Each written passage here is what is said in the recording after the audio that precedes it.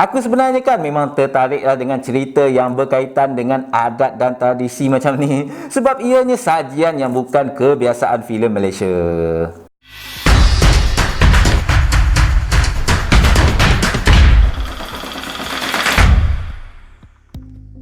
Hello dan WhatsApp guys, semoga apa saja perjuangan positif dalam kehidupan seharian kita sentiasa dipermudahkan segalanya, amin. Untuk yang tak kenal lagi, aku Topeng Man. Aku suka berbicara tentang movie dan kali ini aku akan review filem yang mengangkat adat dan tradisi di Borneo, iaitu filem Headhunter. Orang Sarawak madah agi hidup agi ngelaban cewa. Alu kelakar Sarawak. Itu je lah yang aku tahu. Kau ingat aku tak pandai cakap Sarawak. Sebelum aku mulakan guys, jangan lupa untuk subscribe dan klik butang loceng supaya korang tak terlepas dengan review terbaru daripada Topeng Man, okey? Jangan risau, sepanjang aku buat review tak pernah lagi aku mencarut ataupun mengeluarkan kata-kata yang kotor untuk kritik filem, okey? Jomlah guys, kita lain kejap sinopsis ataupun ringkasan cerita dalam movie ni. Jom.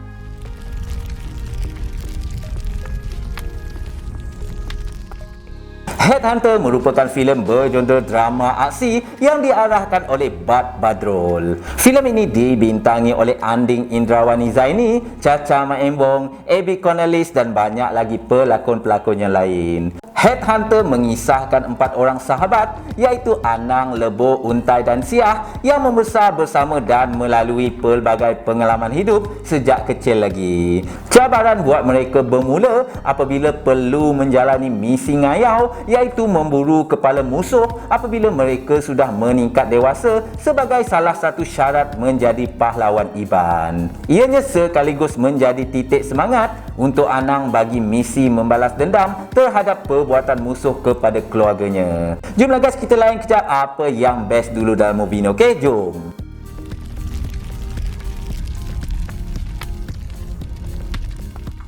Yang pertama, filem yang mengangkat tradisi kaum Iban. Aku sebenarnya kan memang tertariklah sebuah filem yang berkaitan dengan adat dan tradisi macam ni sebab memang jarang sajian macam ni disajikan untuk filem Malaysia, betul tak? Filem ini mengangkat tradisi, adat dan kepercayaan yang pernah wujud sebelum ini di mana memburu kepala musuh cukup sinonim dalam kalangan kaum Iban yang dianggap sebagai salah satu budaya membuktikan kepahlawanan seorang lelaki. Naskah yang dibuat dalam bentuk fiksyen ini menekankan di mana pahlawan Iban sejati bukan sahaja memenggal kepala orang lain tetapi sanggup kepalanya dipenggal. Dialog tu memang adalah ditekankan beberapa kali dalam filem ini. Walaupun banyak lompong yang akan aku ulas di bahagian kekurangan kejap je nanti, namun usaha mereka yang terlibat dalam pembikinan filem ini harus diberi pujian. Bila tonton movie ni rasa nak melawat kat sana pula kan tengok Rumah Panjang. Mesti syok kan dengan suasana semula jadi dia yang indah dan tenang. Sebab apa? Memang tak dinafikan ada shot-shot yang menarik dalam filem ini menyebabkan kau teringin nak datang ke sana. Oh my god! Wow! Yang kedua, lakonan peranan utama yang boleh diterima. Pelakon utama filem ini dibintangi oleh Anding Indrawani Zaini iaitu pelakon kelahiran Sarawak sendiri di mana lakonan dia antara penyelamat filem ini untuk terus ditonton. Lakonan dia je lah yang aku boleh terima dalam filem ini. Yang lain tu ada yang turun naik dan ada yang agak over. Part yang ni aku akan ulas lah dekat bahagian kekurangan kejap lagi, okey? Aku tetap memuji semua pelakon yang ada dalam filem ini kerana nampak ada usaha dalam mempelajari tradisi serta berdialog dalam bahasa Iban Sarawak. Bukan senang ya nak belajar bahasa yang bukan kebiasaan yang kita guna. Walaupun iyalah kan memang nampak ketara lah agak sukar dan nampak kurang tepat, tapi effort yang ditunjukkan daripada semua memang terbaik lah, okey? Anding tu pun memanglah kelahiran Sarawak tapi dia bukanlah berbangsa Iban, so still kena belajar juga bahasa tersebut. Dan aku juga tak adalah kata dia terbaik gila ataupun mantap gila dalam filem ini kan. Still pada aku ada penambahbaikan dari segi lakonan, tapi kalau ditanya the best siapa dalam filem ini, memang Anding lah. Jomlah guys, kita ke part apa yang aku rasa personally kurang pula dalam movie ni, okey? Korang janganlah sentap pula, itu just pendapat peribadi aku, okey? Jom.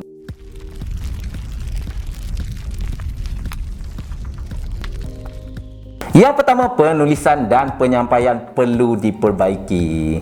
Filem Headhunter menceritakan tentang sejarah serta adat tradisi yang telah sebati dalam masyarakat Iban. Walaupun idea dia menarik dan unik, tetapi ianya tetap dihasilkan dengan rasa yang kurang masak.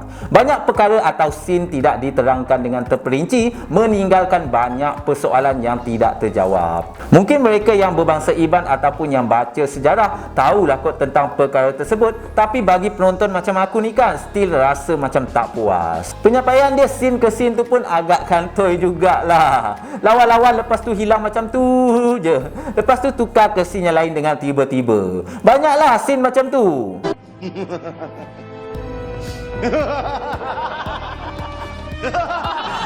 Aku tak naklah sebut banyak-banyak, takut terspoiler pula kan. Korang tengoklah sendiri, okey? Filem ini juga lebih memfokuskan kepada hubungan persahabatan dan konflik cinta, tidak seperti title yang dimaksudkan iaitu Headhunter. Ianya juga tidak memberikan penerangan tentang sejarah tersebut, kenapa mereka ni bermusuh kan, tiba-tiba je bertarung. Ke memang asal jumpa bukan puak dia je dianggap musuh dan boleh potong kepala. Aku rasakan kalau dia buat konflik kenapa mereka bermusuh pada asalnya, lagi syok. Tak pun ada suara background yang bercakap tentang sebelum berlaku pemusuhan pada permulaan scene tu kan. Barulah ada nampak motif. Simbolik pada tradisi dia ceritalah sikit, terutamanya pada tarian, puak kumbu, kenapa hati burung kenyalang dan lain-lain lah, membuatkan aku tertanya-tanya. Teknik tangkapan kamera dia ada beberapa part yang aku nampak agak kurang sesuai. Aksi dia aduh, macam nak tak nak je. Banyak sangat kan toy. Tendang tak kena, nampak tak natural dan sekadar ada. Siap nampak lagi tahu senjata yang cucuk musuh tu tak kena. Aduh.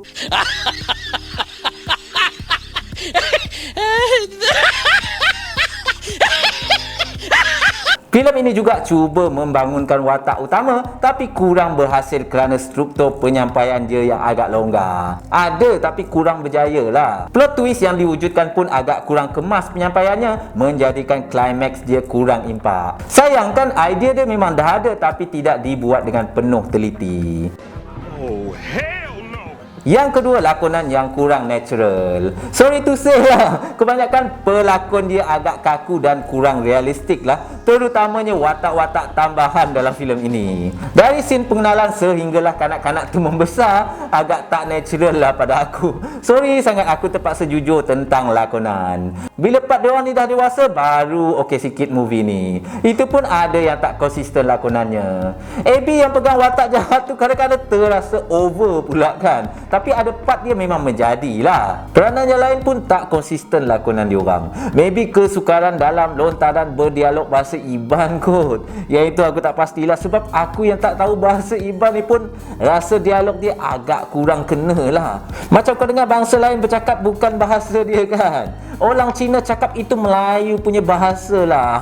Entahlah. Macam itulah yang aku rasa. Aku ni bukan tahu pun bahasa Iban, tapi boleh rasalah yang dialog tu kurang kena. Maybe kaum Iban sendiri kot yang boleh ulas bab ini kan. Betul ke tak dialog diorang tu? I don't know.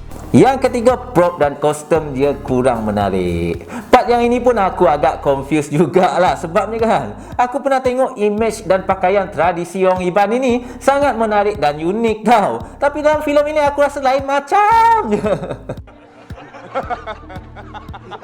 Tak tahulah, aku sebagai penonton ni kan rasa macam korang asal buat je baju tu. Aku faham tak semestinya kita ikut 100% image mereka kan. Maybe kekurangan bajet dan kurang pengalaman, tapi at least janganlah nampak asal buat. Diorang punya perisai tu kan, aduhai, nampak sangat guna cardboard tu bang. Tak salah pun kalau pack dengan cardboard kan, tapi detail lah sikit. Kalau kaum Iban sendiri tengok ni mesti tergelak ataupun kurang senang. Iyalah, aku yang bukan kaum Iban pun rasa macam pelik semacam je kan. So jangan risau korang yang berbangsa Iban, penonton sekarang pun dah bijak menilai. Mereka pun tahu kostum tu okey ke tak. Tapi pembikin filem ni janganlah serik buat filem tradisi macam ni. Aku honestly memang suka kelainan sajian macam ni, tapi biarlah dibuat dengan teliti, barulah wow, okey? Jomlah guys tengok berapa aku nak bagi markah untuk movie ni, jom.